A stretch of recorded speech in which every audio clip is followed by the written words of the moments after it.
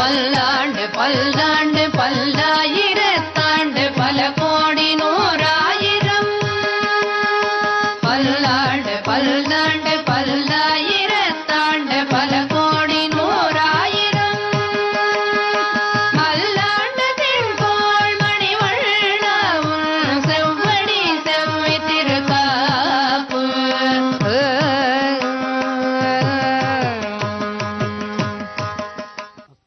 மத்குருசமாரம்பாம் யதிசேகரமத்யமாம் லக்ஷ்மீவல்லபபர்யந்தாம் வந்தே குருபரம்பராம். தாழ்வார்கள் வாழி அருளிச் செயல் வாழி தாழ்வாதுமில் குறவர்தாம் வாழி ஏழ்வாறுமுய்ய அவர்கள் உரைத்தவைகள் தாம் வாழி செய்யமறை தன்னுடனே சேர்ந்து. திருச்சந்த விருத்தம் என்கிற திவ்ய பிரபந்தத்திலே திருமழிசை ஆழ்வார் எம்பெருமானை பலபடியாக அனுபவித்து அந்த எம்பெருமானிடத்திலே மோட்சத்தையே பயனாக வேண்டுகிறார். வீடனாக மெய்செய் என்று நான் வீடுபட்டவனாக வீடு பெற்றவனாக ஆகும்படி என்னை நீ செய்ய வேணும் என்று அவனை பிரார்த்தித்துக் கொள்ளுகிறார். அவனை அதாவது எம்பெருமானை நோக்கி அவர் பிரார்த்திக்கிற பொழுது உன்னை என்னுள் நீக்கேல் என்று என்னை விட்டு நீ ஒருபோதும் பிரிந்துவிடக் கூடாது, உன்னையே விரும்பி இருக்கிறவன் நான், உன்னை தவிர வேறொருவரை அறியாதவன் நான் என்றெல்லாம் இப்படி பல பல பாசுரங்களாலே தம்முடைய அத்தியவசாயம் அந்த உறுதியை தெரிவித்துக் கொண்டே வந்தார்.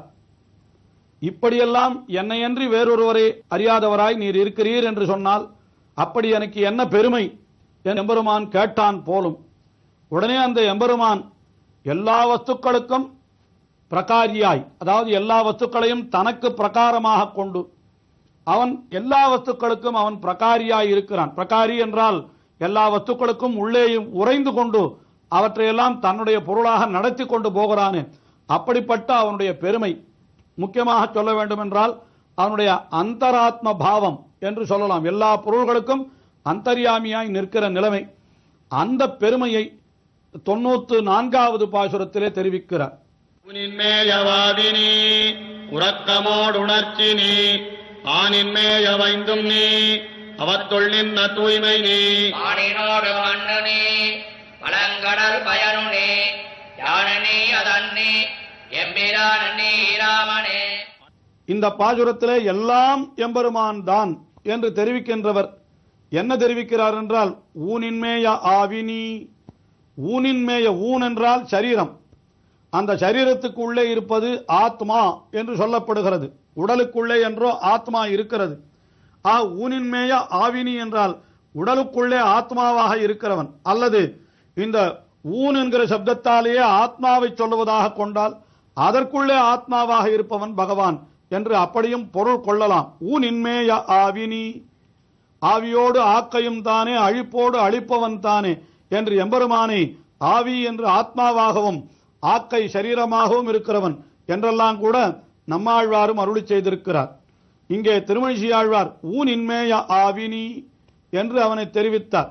ஆக ஒரு ஜீவாத்மா ஒரு சரீரம் என்று இருக்குமானால் அது எல்லாம் கூட எம்பெருமானுடைய அதீனம். எம்பெருமான் அதற்கு உள்ளே அப்படி இருந்து கொண்டு அவற்றை இயக்குகிறான் அல்லவா.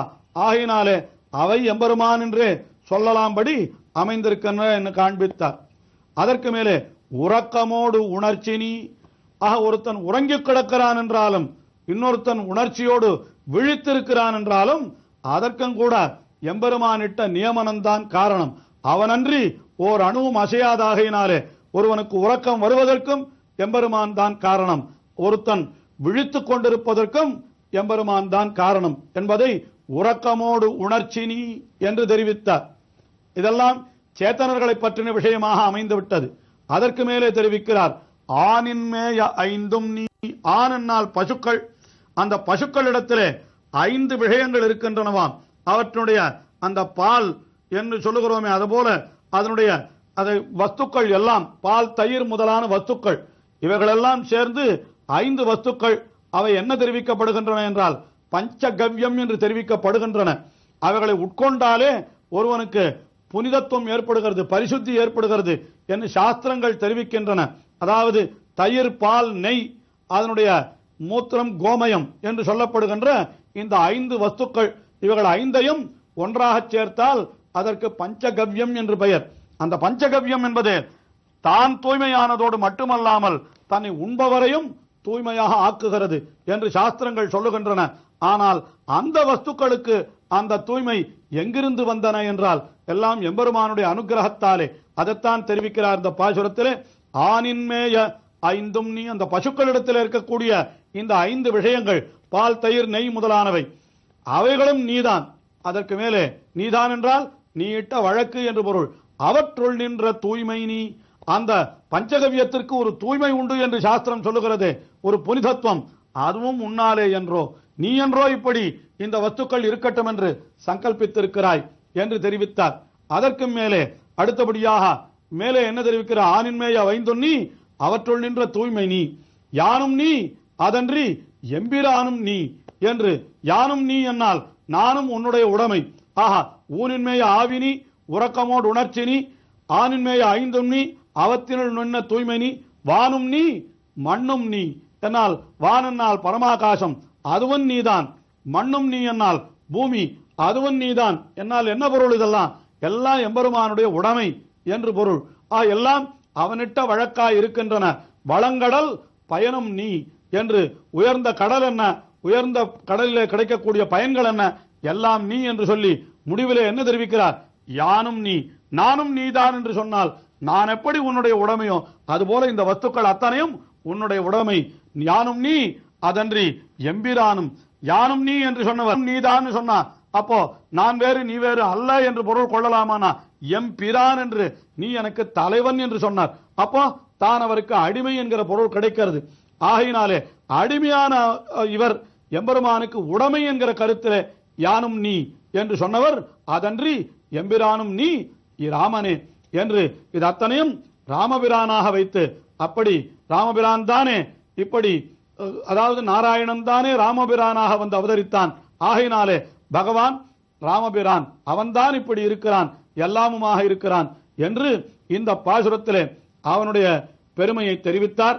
அடுத்தபடியாக 95வது பாசுரத்திலே என்ன தெரிவிக்கிறார் என்னால், பெருமானே உன்னையே நான் பற்றி இருக்கிறேன்.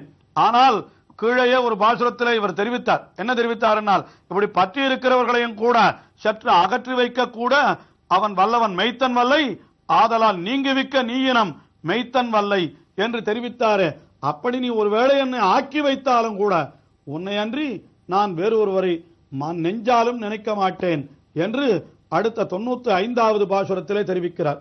அடக்கரம் புலன்களைந்தடக்கி ஆசையாமவை துடக்கருத்து வந்து நின் தொழிற்கணின் நவென்னை நீ விடக்கருதி மைசையாது இக்கொராசையாக்கிலம் கடல் கிடந்தனின் நலாலோர் கண்ணிலேற மன்னரே. எம்பெருமானை பற்றுவது என்பது மிகவும் கடினமான காரியம். அது எப்படிப்பட்டது? அடக்கரும் புலன்கள் 5 அடக்கி, அடக்குவதற்கு மிகவும் அரியதான புலன்களாம். அந்த புலன்கள் 5ஐயும் அடக்கி என்ன, 5ஐயும் அடக்குதல் என்னால் அவ்வளவு சுலபமாக அடக்க முடியாது. ஆனால் எப்படியோ மிகவும் சிரமப்பட்டு அவற்றை அடக்கி விட்டேன். ஆழ்வார் தெரிவிக்கிறார். ஆசையாமை தொடக்கருத்து, எனக்கு மற்ற விஷயங்களிலே ஏற்படக்கூடிய ஆசையினுடைய தொடக்கு, அந்த தொடர்ச்சி இருக்கிறதே, அதை அறுத்து, அத்தை அடியோடு அறுத்து விட்டேன். அறுத்து வந்து என்ன செய்தேன்? நின் தொழில் கண் நின்ற என்னை, என்னால் உன்னை வணங்குகையாக, உன்னையே துதிக்கையாகிற தொழில், அதிலே வந்து நின்றேன் நான். ஆஹா, 5 புலன்களை அடக்கினேன். என்னுடைய ஆசையை பிரிதொரு இடத்திலே செல்லாதபடிக்கு உன் திருவடிகளிலேயே செலுத்தினேன். அப்படி நின் தொழிற்கண் நின்ன என்னை, அப்படிப்பட்ட என்னையும் கூட நீ என்ன செய்வாய் என்று யாருக்கு தெரியும்? கீழே தெரிவித்தார, பின்பிறக்க வைத்தனன்கொல் அன்றி தன்கழற்கு அன்புரைக்க வைத்தனன்கொல், யார் அறிவார் என்று கீழே தெரிவித்தாரே. அதுபோல இந்த பாசுரத்திலே அப்படிப்பட்ட என்னை விடக்கருதி, என்னையும் கைவிடக் கருதி நீ என்ன செய்தாய்? மெய் செய்யாது, மெய்யாகவே எனக்கு அனுகிரகம் செய்ய வேண்டியிருக்க அதை செய்யாமல் நீ என்ன பண்ணுவாய்?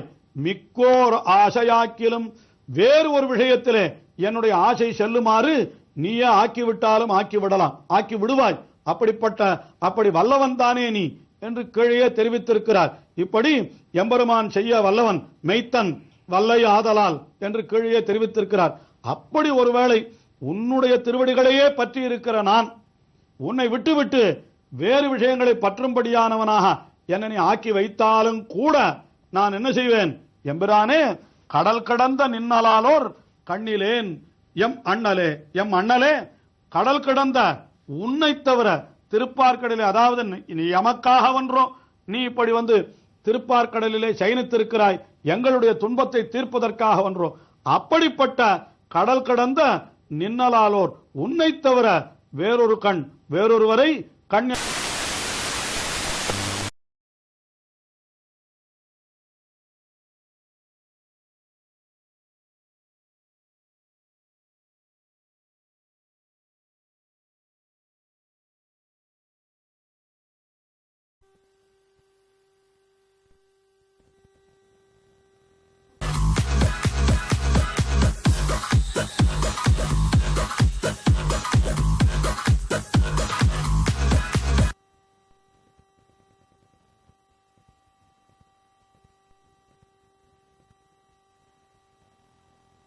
இவரை கைவிடுபவனைப் போல சில செயல்களை செய்து என்ன செய்கிறான்?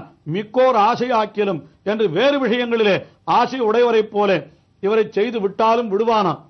ஆழ்வார் அப்படி ஐயப்படுகிறார். இப்படியெல்லாம் செய்து விட்டால் என்ன செய்வாய் என்று எம்பெருமான் ஆழ்வாரை பார்த்து கேட்டான் போலும். ஒருவேளை நான் அப்படி செய்து விட்டால் நீர் என்ன செய்வீர் என்னால், அப்படியே நீ என்னை ஆசைய உள்ளவனாக பிற விஷயங்களிலே ஆசை உள்ளவனாக நீ ஆக்கி வைத்தாலும் கூட